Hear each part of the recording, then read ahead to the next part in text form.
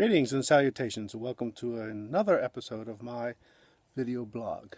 I'm Professor Harold C. Connolly Jr., Professor of Earth and Planetary Sciences, in other words, Geology, at the City University of New York, and I'm Research Associate at the American Museum of Natural History, also on the faculty of the Lunar and Planetary Labs, University of Arizona. And there is where the space mission, OSIRIS-REx, of which I am mission sample scientist, is being run from. And I'm back in Tucson. And yes, I have another pair of glasses, which I'll put on and off.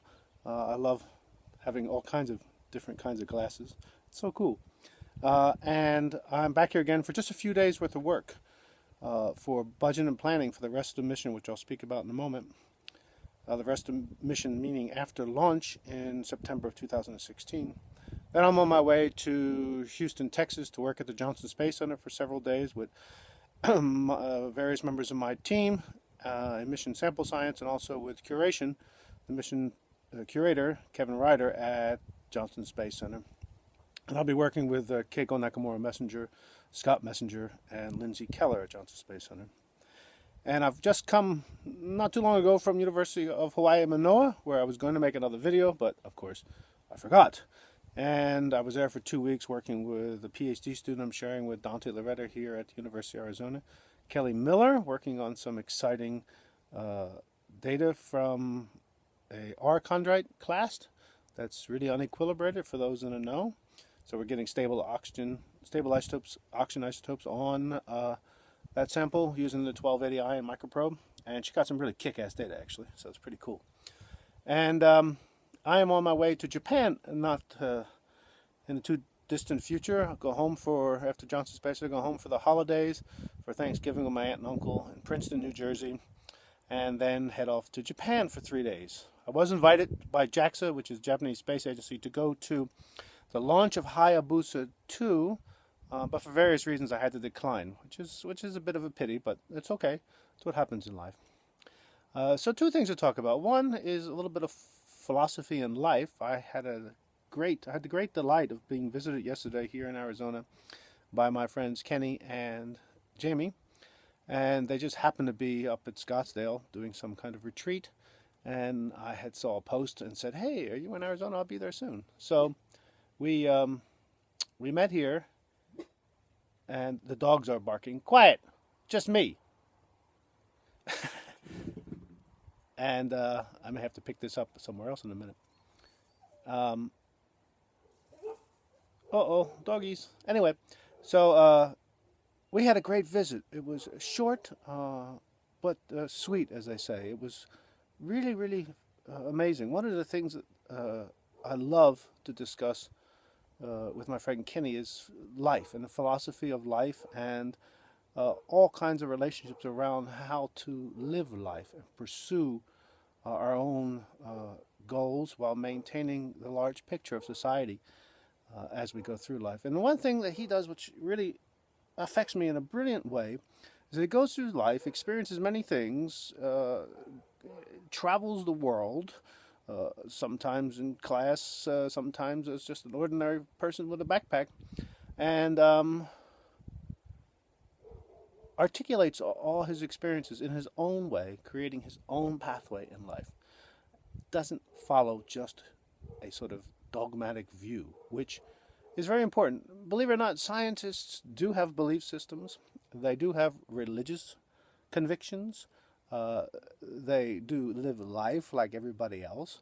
And just because I'm a scientist doesn't mean that I don't have beliefs about the way the world and the universe works, as well as hard scientific or thinking that is backed by hard scientific fact.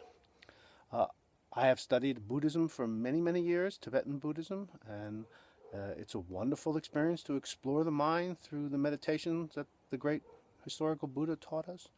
I was raised early on in life as a Roman Catholic, a stepfather from the Jewish tradition, which I think is one of the most awesome traditions on the face of the planet.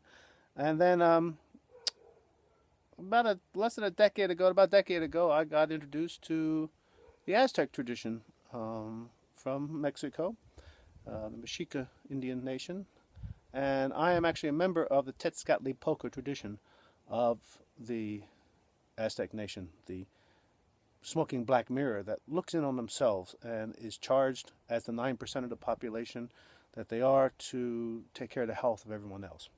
And my teacher in that tradition, Zen Washla Walla Washla Kwatli Tenzi Hotsun, and I'm not sure I even said that right, but I've been saying it that way for years, is an amazing man who just is so simple and so humble, and who teaches such a powerful method of living life to enjoy and get the best you can out of it without being judgmental towards others. And that's something that my friend Kenny does with his experiences, which I really appreciate, is that he doesn't judge other people, at least not in a way that is any kind of gross fashion that is ever communicated.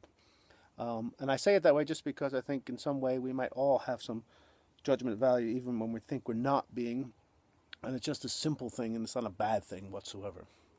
So I was really moved by our conversations yesterday, and I took them to see the meteorites exhibit over at the Drake building, and they loved it. It was great. It was, when I take people to the meteorite exhibit anywhere, actually, even in New York at the American Museum, to see their faces when they first come in, it's like having that look of a child with such excitement and the wonder of exploring things that you don't see on a regular basis that are literally from out of this world. So it's really, really cool. The sun's coming in now. Hey. So that was really exciting, and I'm really grateful and appreciative to him and to Jamie for the gifts they gave me yesterday. And they will have a lasting effect, and we will have many more conversations, I'm sure, and I look forward to those. And I'm actually, as I told you, on sabbatical, and I'm attempting to write a book. I've got a bit done now at this point where I want to put down on my thoughts about the nature of science and modern society, and really look at the misconceptions of science, the relationship of science to religion, the relationship of science to politics, and public policy in America, and also looking on ourselves as scientists, and look in and discuss what I think is not the best method of which scientists can engage people who are not scientists, that they can educate through science without being critical of anything else other than themselves. So I'm here at the University of Arizona for another 2 days working on budget and planning. After the launch of our spacecraft in October of 16, we then go into cruise mode and then encounter with the asteroid, and then back into cruise mode as it comes home, and then we get to analyze the sample once it comes home. So it's quite a task of planning for that many years in advance on a monthly level to budget each year, each fiscal year, down to the month, for labor, for analysis, for travel, and trying to predict what is going to be critical, or at least important to support the mission that far in advance.